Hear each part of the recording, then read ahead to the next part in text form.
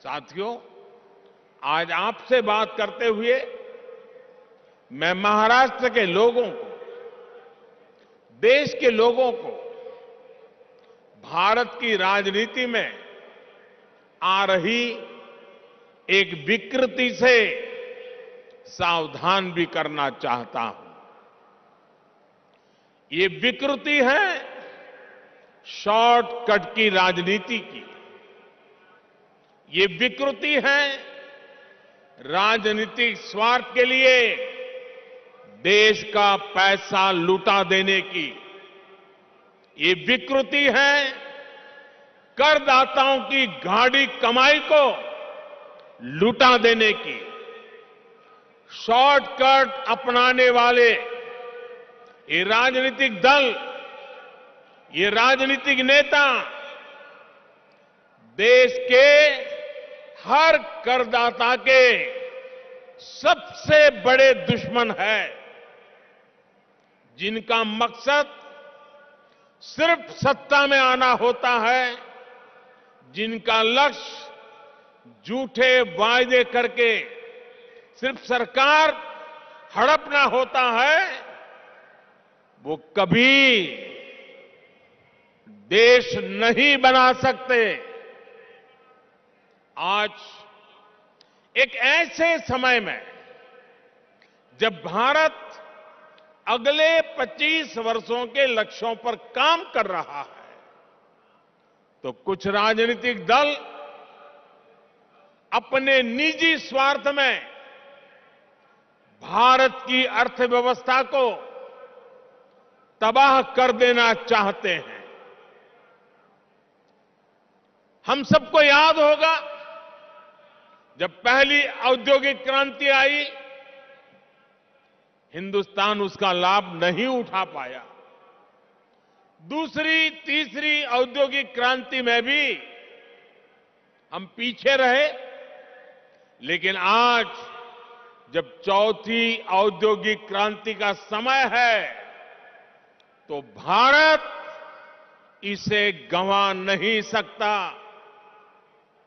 मैं फिर कहूंगा, ऐसा अवसर किसी देश के पास बार बार नहीं आता।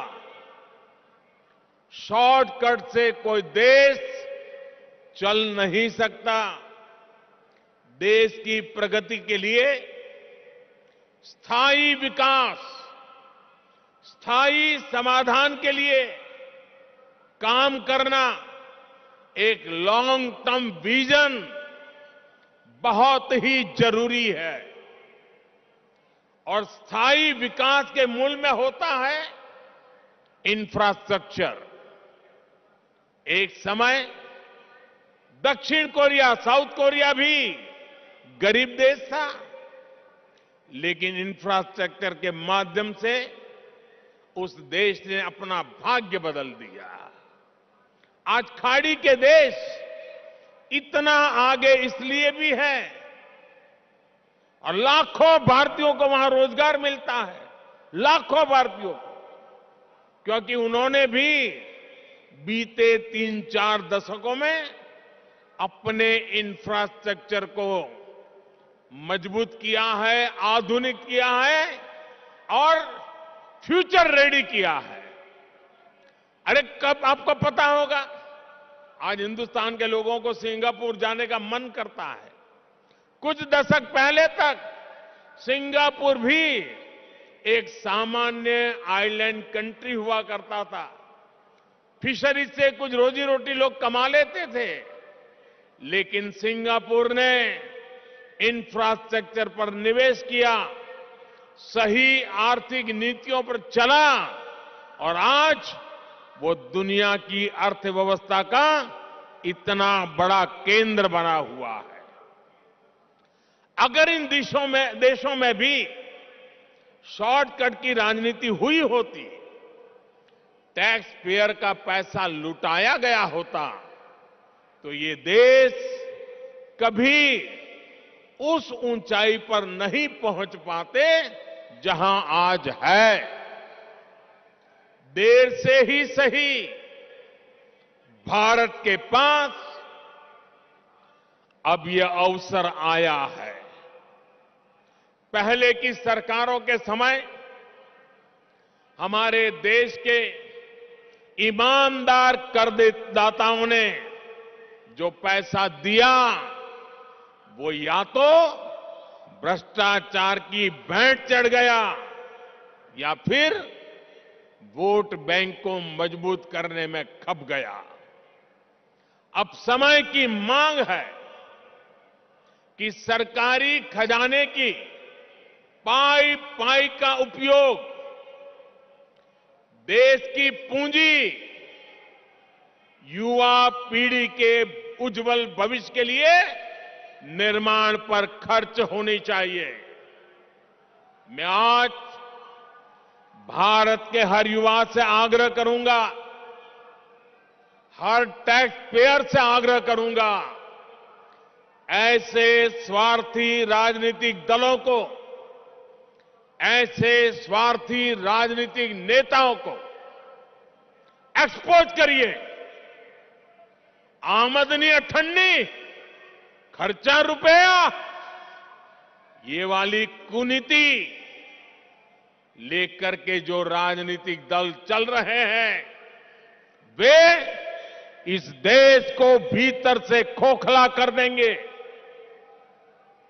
दुनिया के कई देशों में हमने आमदनी अठन्नी, खर्चा रुपया, ये ऐसी कुनीति की वजह से पूरी अर्थव्यवस्था को तबाह होते देखा है।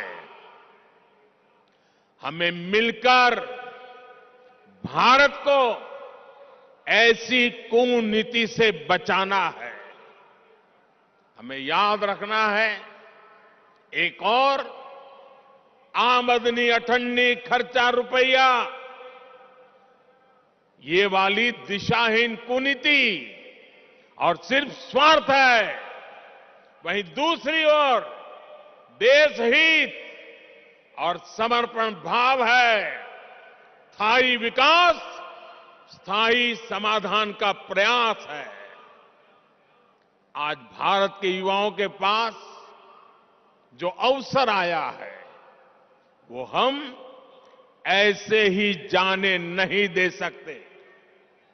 और मुझे खुशी है कि आज देश में स्थायी विकास और स्थायी समाधान को सामान्य मानवी का भी जबरदस्त समर्थन मिल रहा है।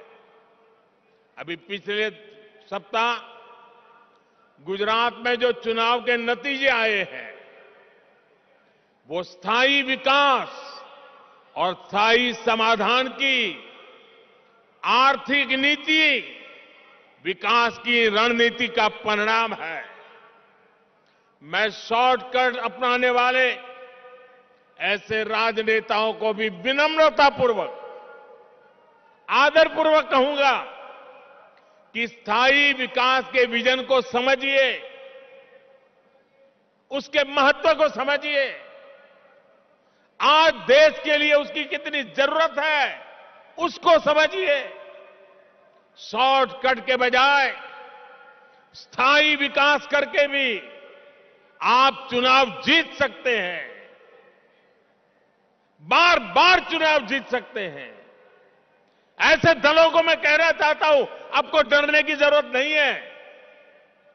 मुझे विश्वास है जब आप देश हित को सर्वोपरि रखेंगे तो शॉर्टकट की राजनीति का रास्ता भी जरूर त्याग करेंगे।